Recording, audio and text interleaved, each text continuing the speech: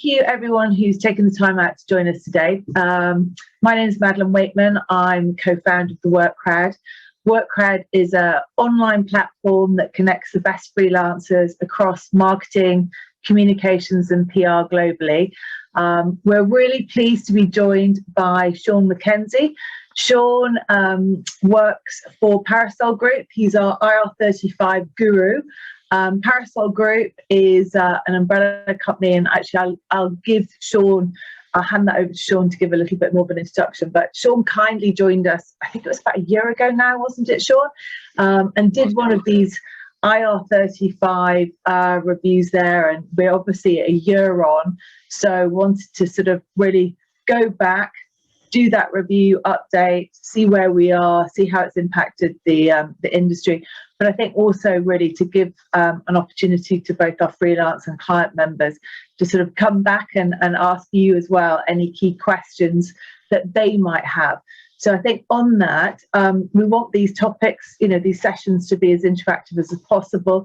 So if you look down, you'll see that there is a little chat function and Q&A function.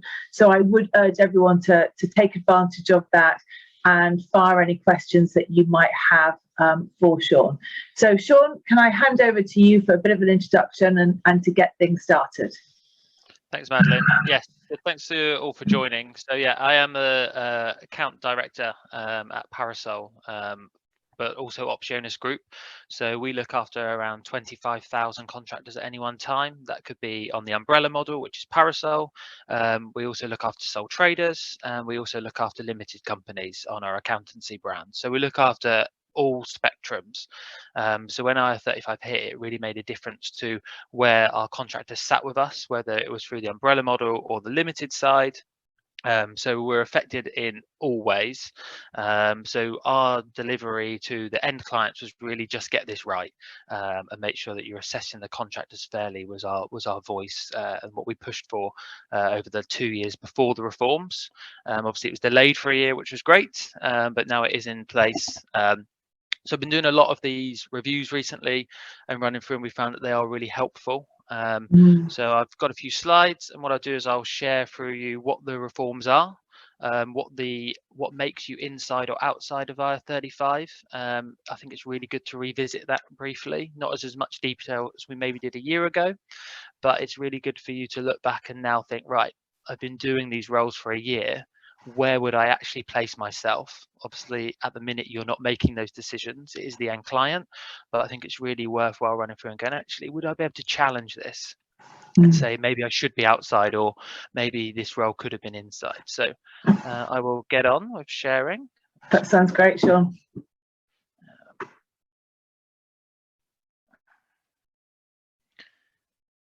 Okay, so hopefully you can all see that.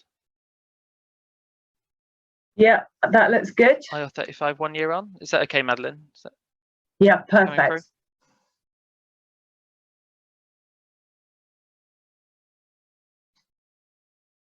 Madeline?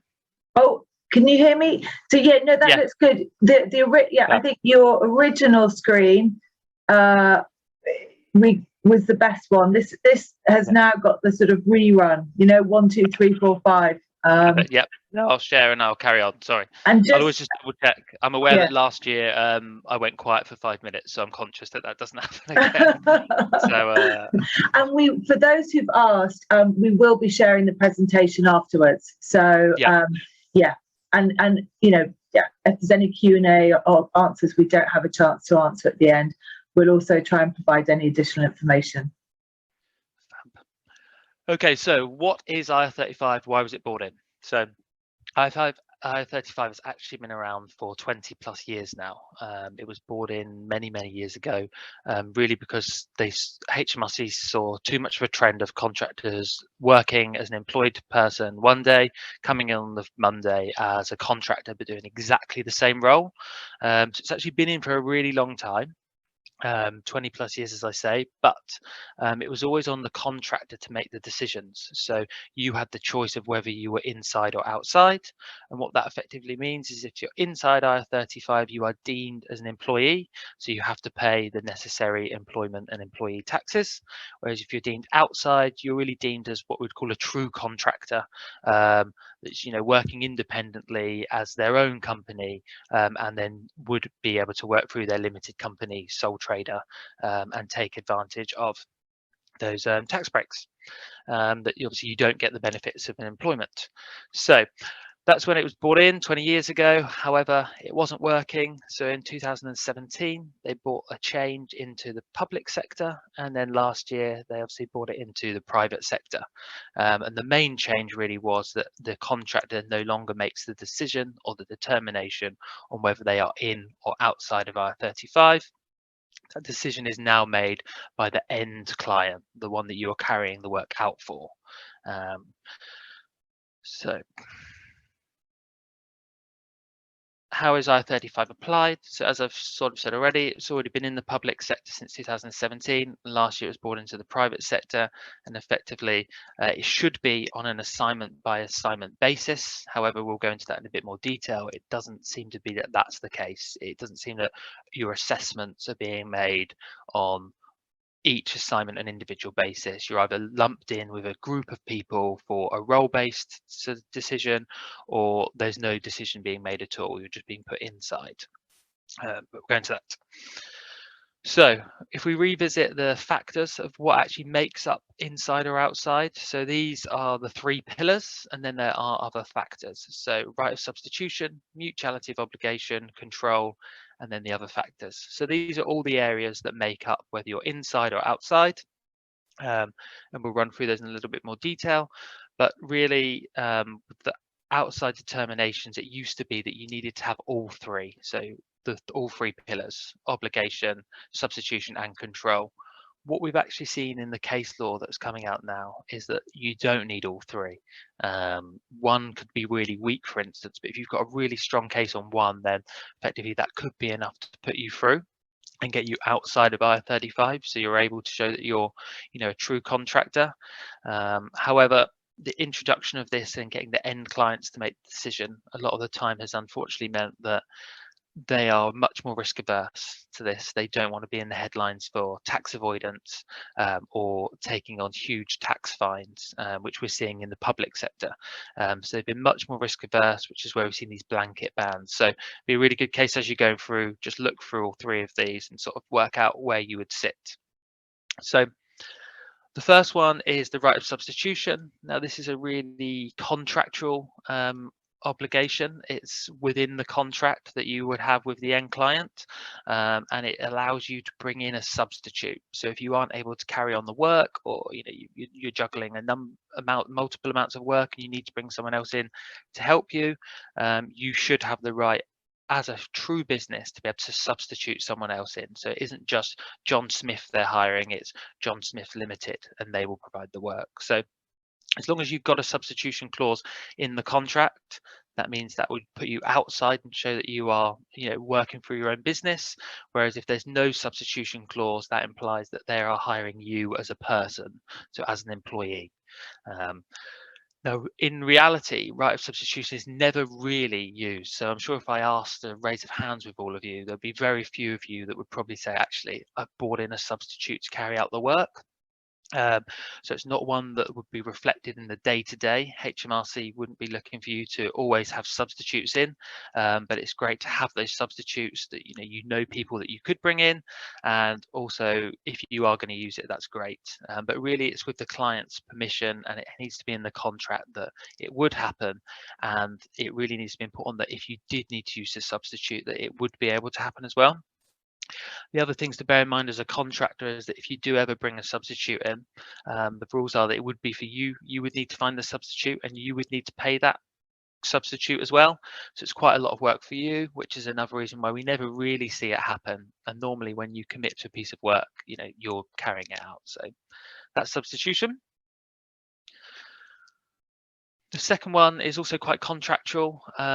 This is one that we've really seen in the case law coming through, where a lot of the cases have been won. HMRC actually have quite a poor run rate with winning the cases that they take to these tribunals.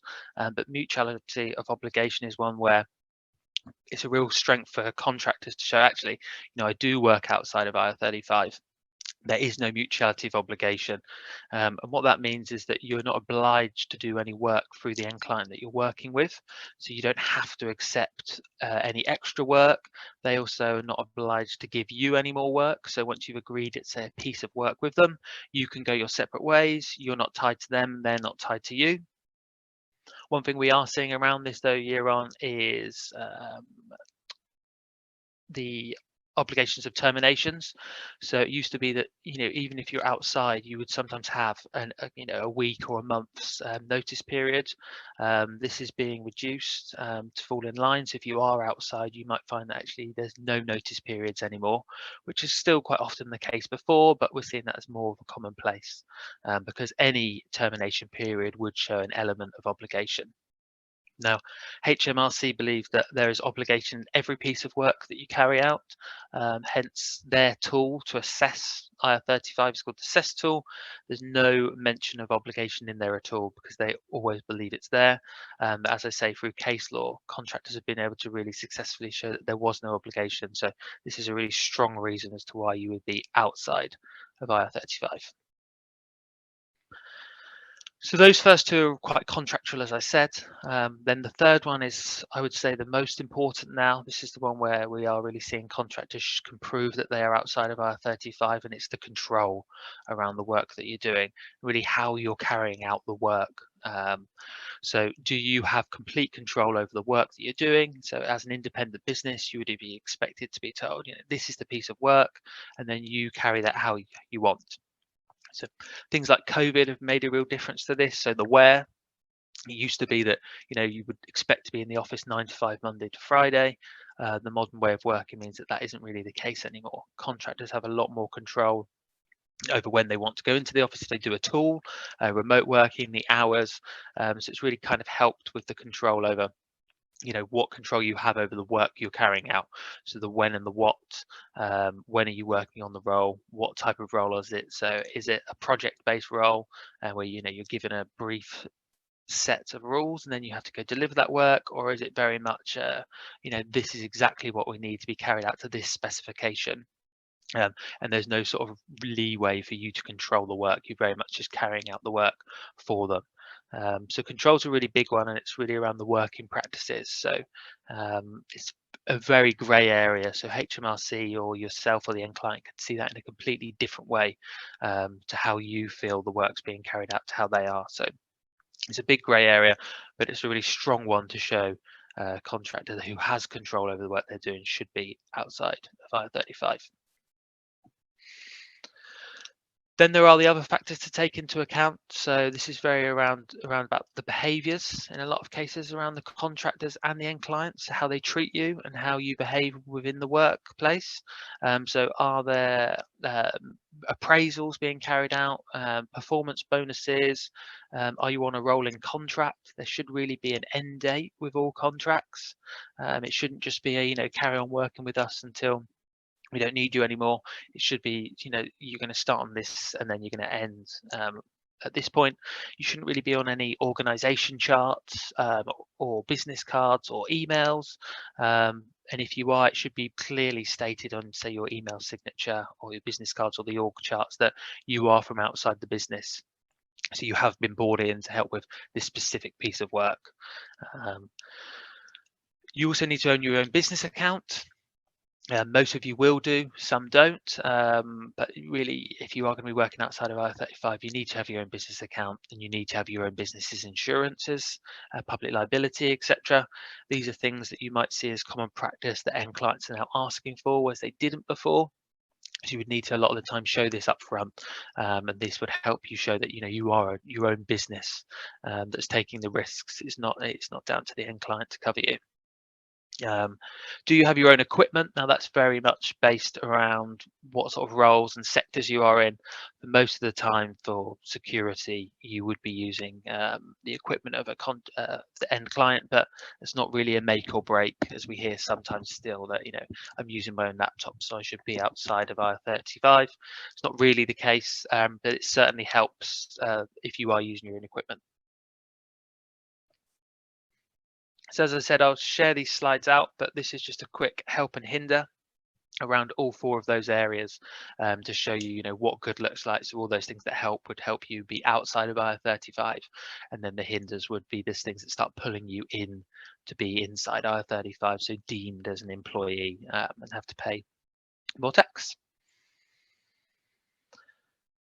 So where is HMRC looking? So HMRC is looking in 2 places to really find your IR35 status. Now, the first one is, as I said, the contractual agreements between yourself and the end client.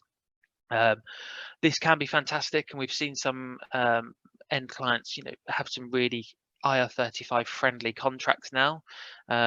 However, some are just using them and they're putting, great IR35 contracts together. That's brilliant, but the working practices have to match up. If you've got a fantastic IR35 presentation, but it doesn't match the working practices, then HMRC will ignore the contract and they will go for the working practices. So again, once you've agreed with a certain way of working, when we talk about those behaviors, you really do need to follow those and act as a true contractor, even down to the tiniest things HMRC will bring in as, going to staff parties, free canteens for staff, for contractors. We're seeing those things diminish now because actually you're your own business. You should be able to get your own lunch and maybe not go to the Christmas parties. So the reforms, as we said, they came into the private sector in April 21, so a year on. These are really the key parts of the legislation that changed. So there's a small company exemption. One thing we are seeing with contractors now is they are looking to work for small companies. The reason being is that they are not currently within the legislation. So contractors can now still choose their own determination with small companies. So you make that decision. You still do run the risk if you decided to be outside and HMRC investigated you, but you have full control over that. Whereas with the medium to large companies now, they are making that decision. So the fee payer responsibility. So the fee payer is the person that is paying you. So in most cases, that would either be the end client if you're working them with directly, or if you're working for a recruitment agency, it would be themselves. So they are the people that pass the funds to your limited account. So these are the ones that are actually at risk. So if a role was deemed outside of IR35, you were deemed as a business, but HMRC looked at this and decided actually you should be inside IR35 and have paid employment taxes. It's the fee payers, so the agency or the end client that would have to pay that back. So great news that, if you do get an outside role now for a medium to large company, you don't have to worry about that determination once it's been made. If HMRC looked at that, they wouldn't be coming after you for the tax. They're coming after the agency end client. But what that's meant is that, as I said, they're very risk averse because they are liable for the fines. Then they've decided, actually, a lot of cases we've seen, to take a really cautious approach and put more roles inside than maybe should be for that reason. You then have the status determination statement, the SDS. So this is something that has been brought into the public sector as well. So it marries up with both. So any role that you are now doing, you have to be provided with an SDS, status determination statement. And that really is the status that and the decision that you are inside or outside and why they have got to that point. So there are a number of tools out there to use. We've seen end clients use their own tools that they've made. They're using CES, the government tool, or there's a lot of competent tools out there that can assess correctly. But they have to provide this SDS to you. But a lot of the time we're hearing 12 months in that you're still not receiving these. It's just a simple in or out. And that's really the decision. Nothing's being clarified to you as to why they've come to that determination around inside or outside.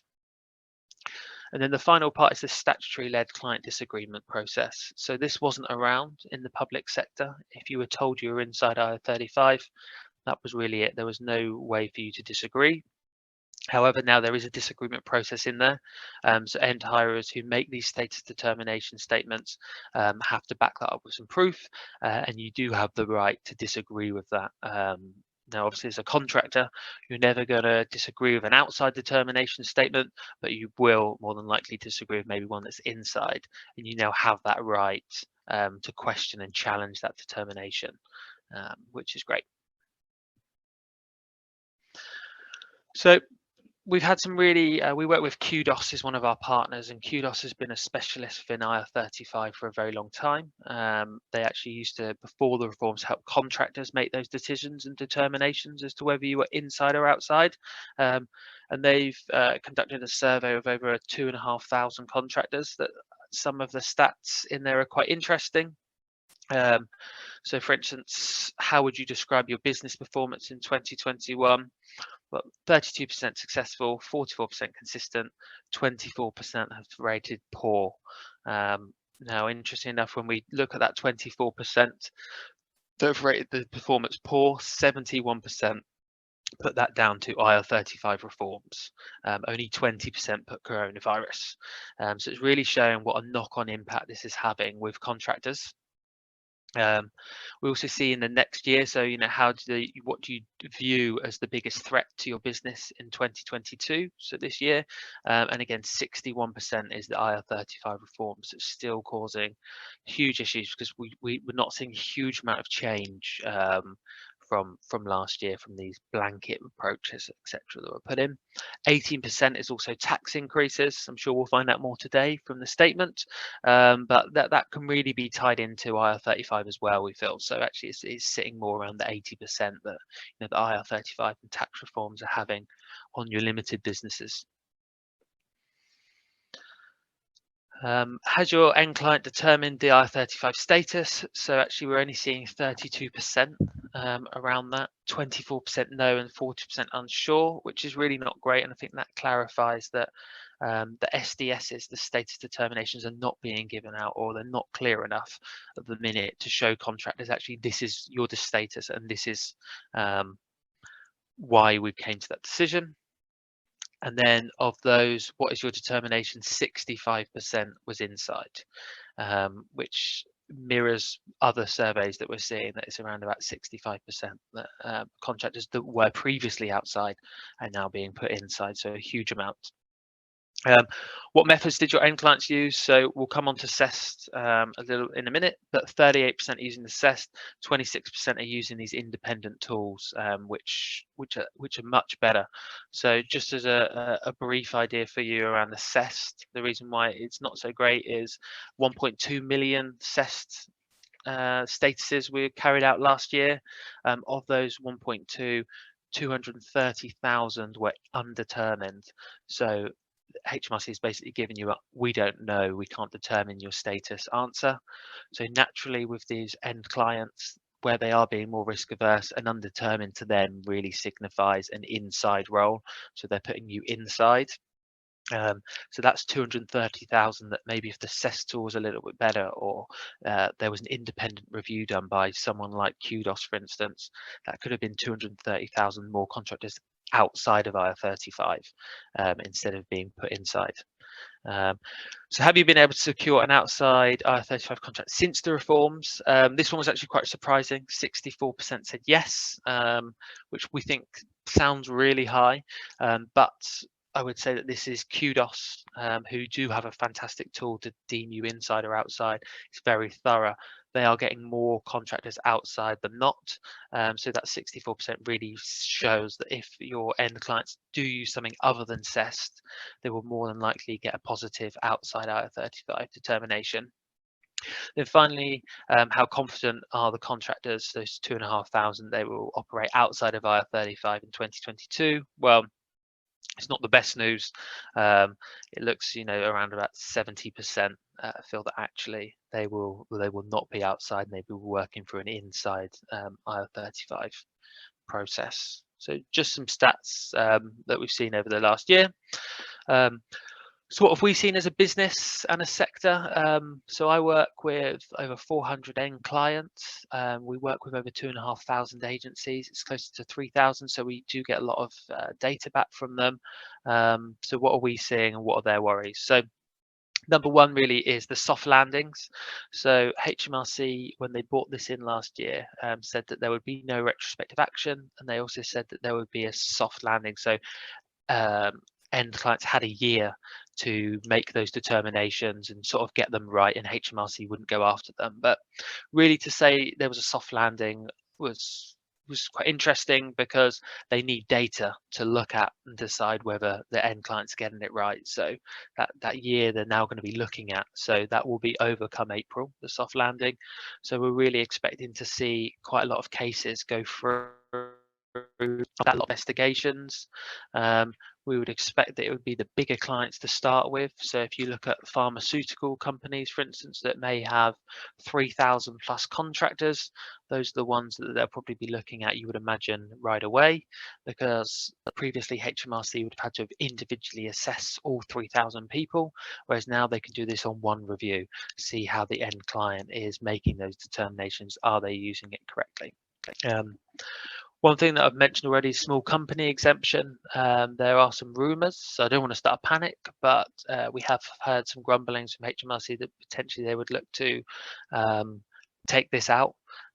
It's proved really popular with contractors to work through small companies for this process, but it is quite hearsay, but we are hearing that potentially that might go soon. We may even find out some information on that today as to whether that's the case. End clients have a mixed approach. So what we are seeing over the last 12 months is really it's completely different from end client to end client and within the same sector. So some are using blanket approaches. So they just decided not to bother with the IR35 rules and just say we will no longer work with limited companies. You have to work through an employment PAYE umbrella model. We're seeing a mixed approach in their tools. So as I said before, if they're using CEST, it's more than likely that the determination will put you inside. Whereas if you're using another independent tool out there, it's more than likely that you will get an outside role. So it depends what the client's using as to what the determinations are.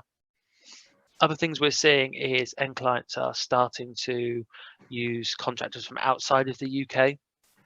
Where IR35 rules or similar rules don't exist. So they're bringing in contractors from outside the UK.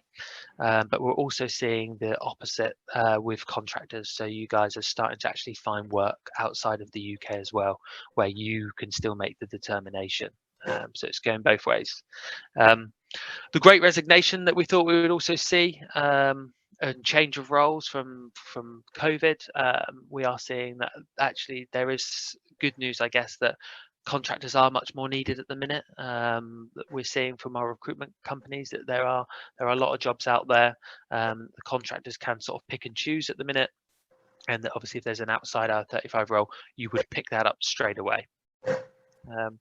Finally, the role-based assessments. So BAU is seeing that, as I said at the start, it should be on an assignment by assignment basis, but we're not actually seeing that. What we are seeing is the business as usual, being that they are just putting you in a role base. So if you're an IT contractor or anything like that, they're just going, right, that's what we'll use as the rules.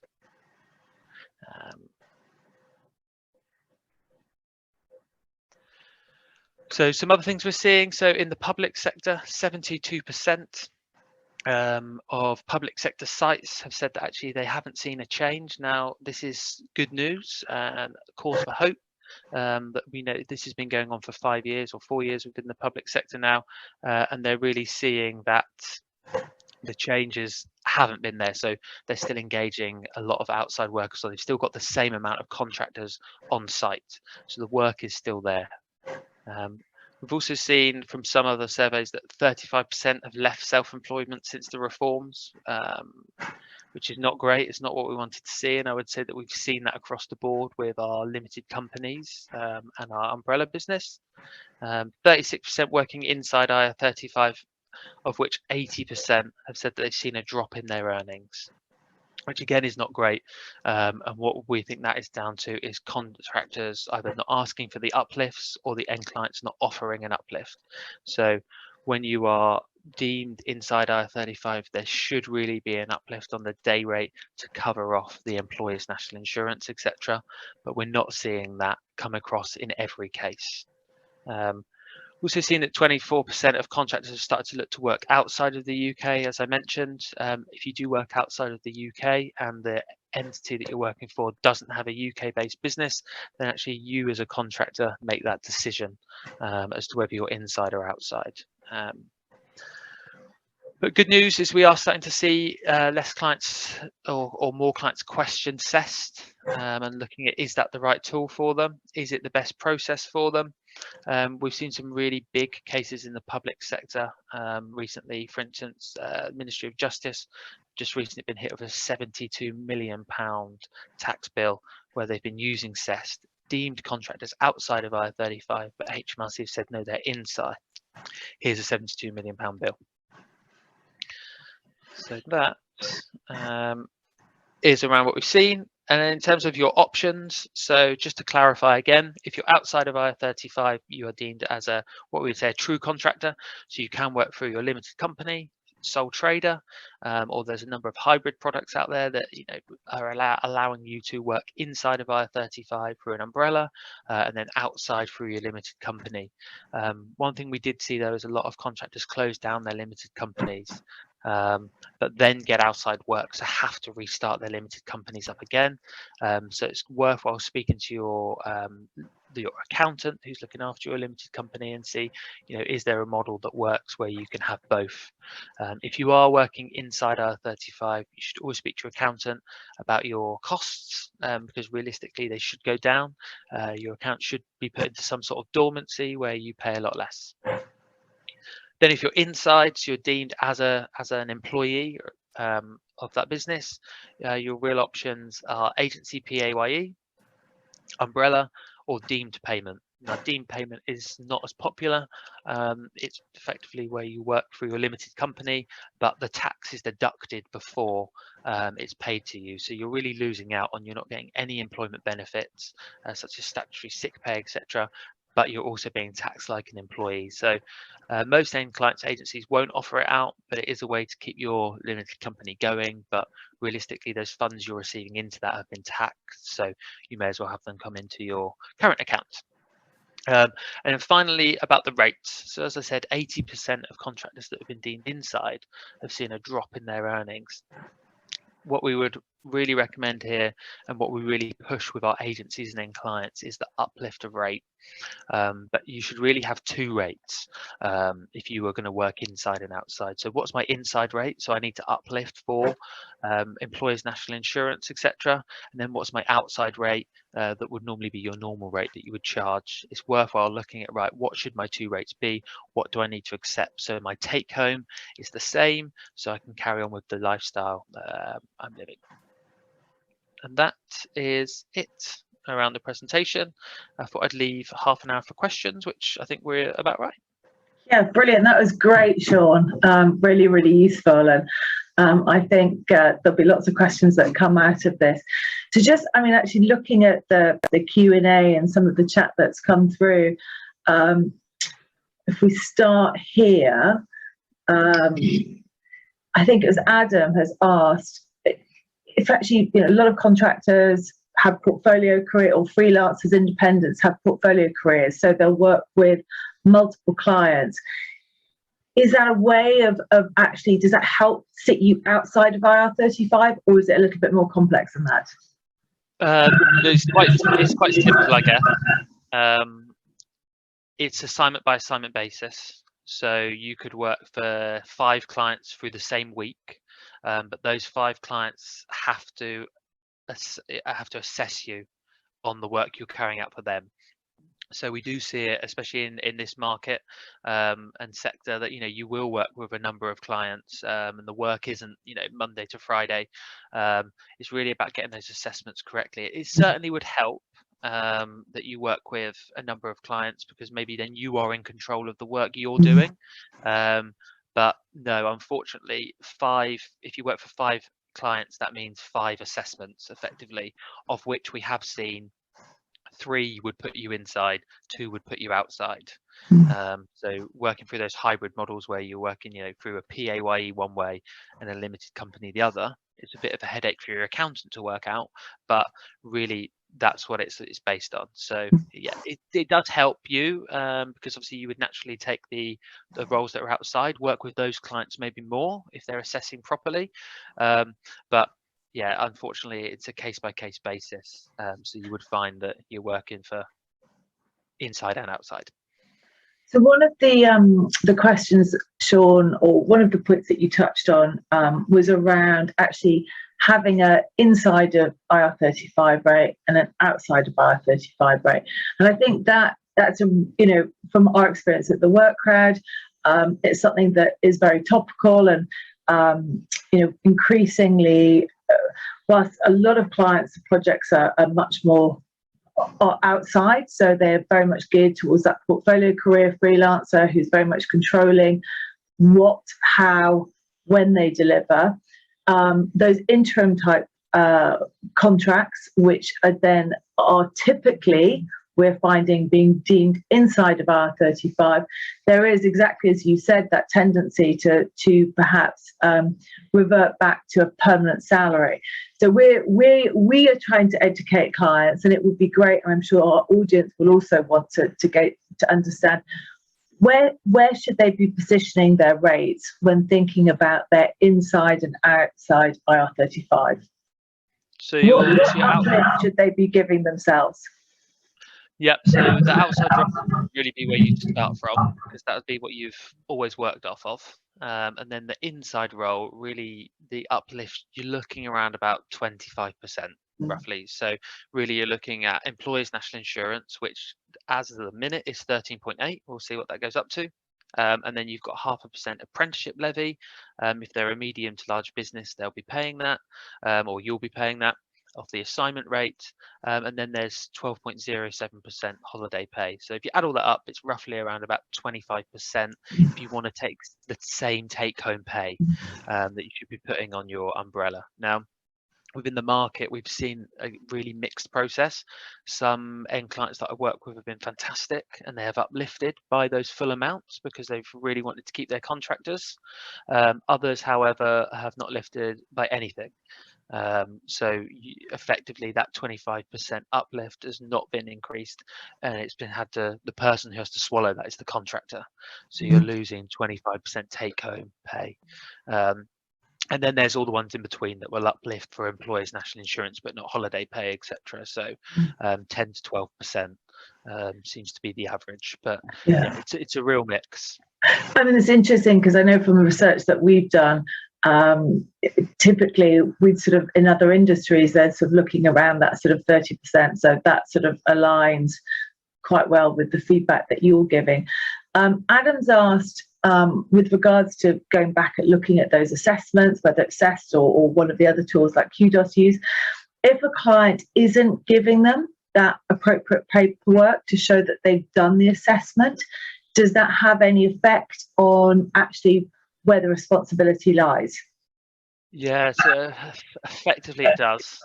So the end client has to show that they've taken reasonable care, which is not a helpfully worded sentence, because that's all it really says is end client has to take reasonable care in their assessments. But again, that's really open to interpretation. What is reasonable care? So if they use the CEST tool, for instance, or they use for a whole blanket of contractors, is that reasonable care? I would argue that it's not really, but they would argue that it is. So those they have to provide you with an SDS.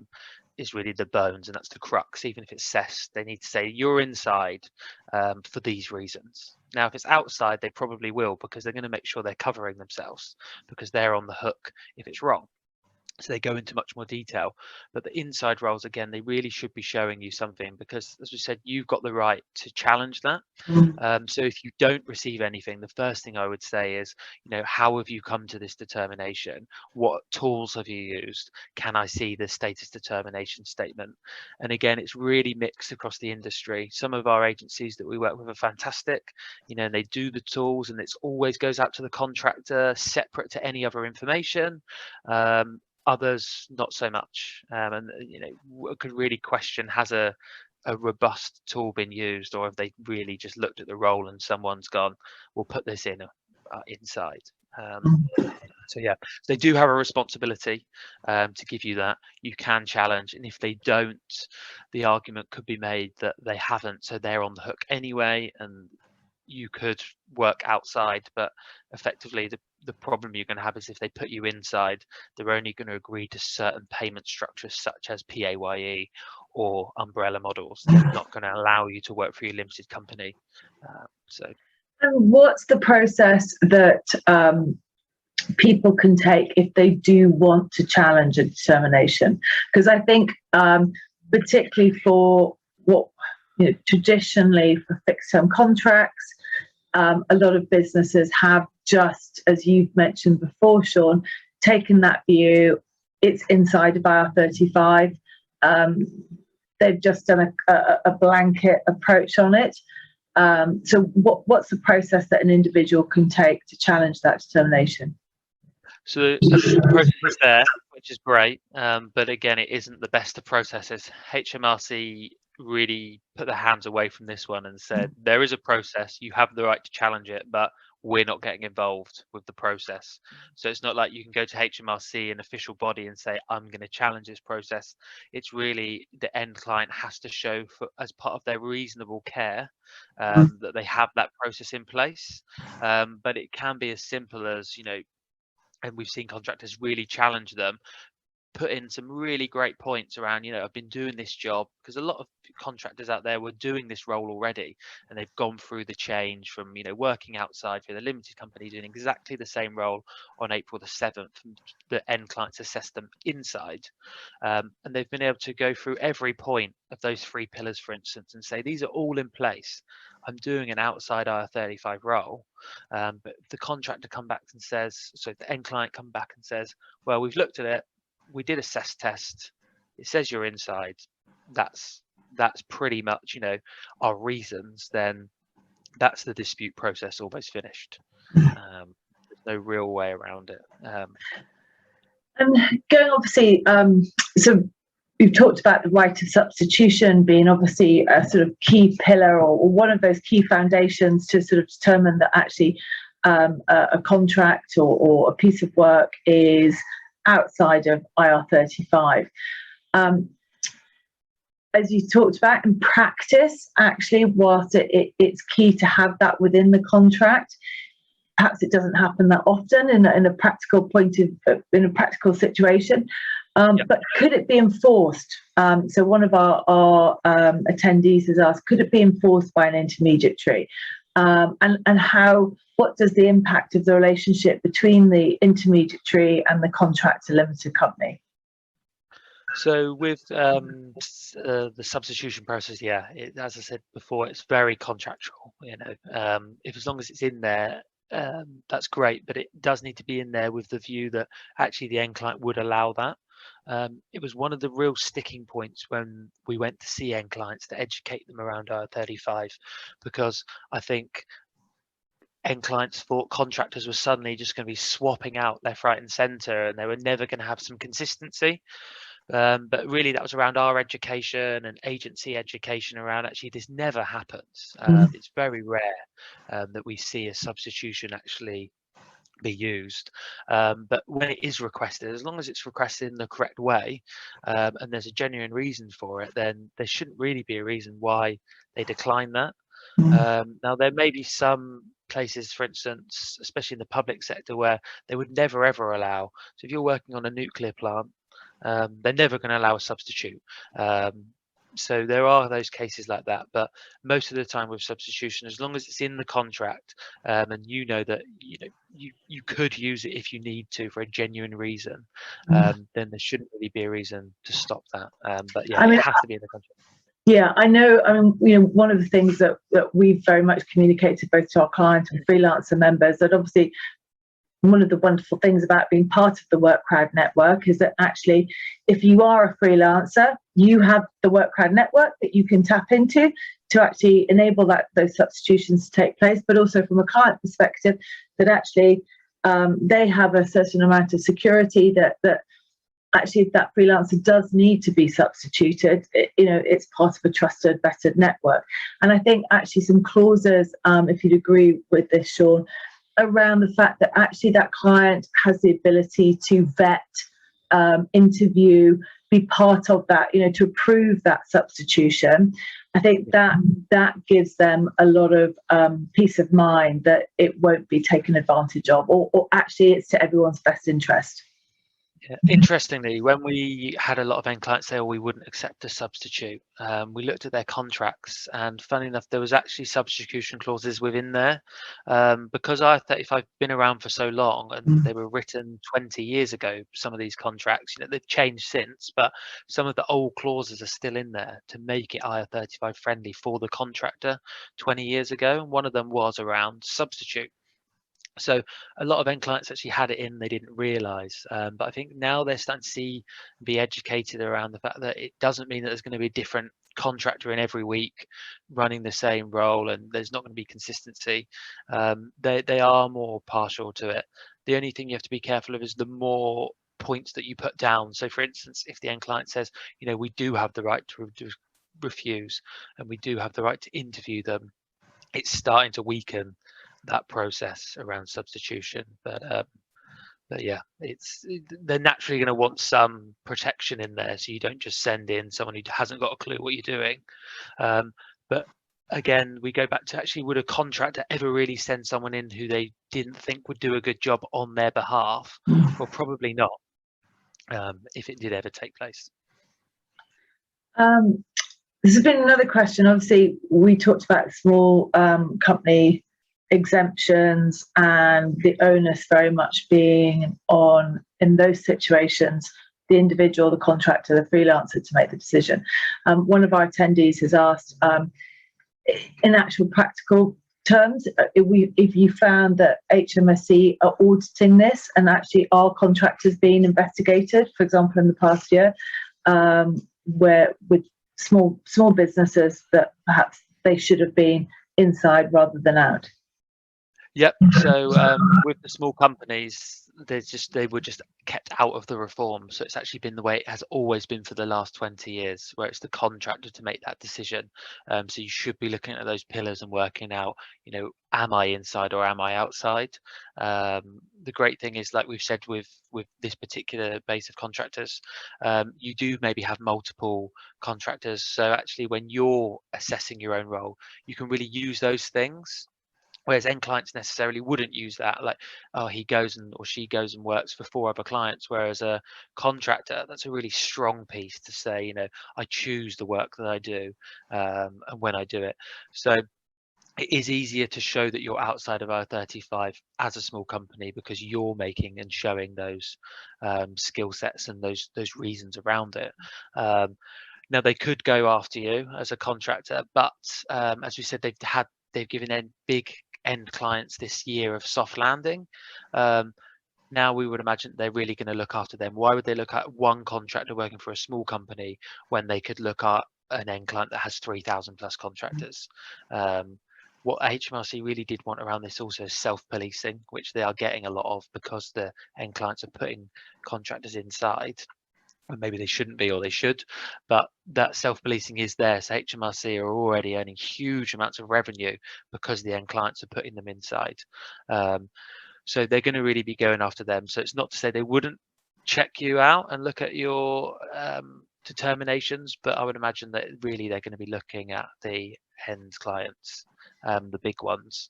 But yeah, as I said before, we have heard some grumblings that potentially this window of working for a small client won't be around forever, that they may be brought in line with the rest of the IR35 reforms.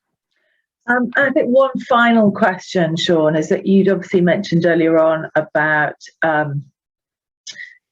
increasingly some clients working with international-based freelancers, whether that's Europe or further afield, but likewise UK-based independents working for international clients, where they can then determine whether this is inside or outside.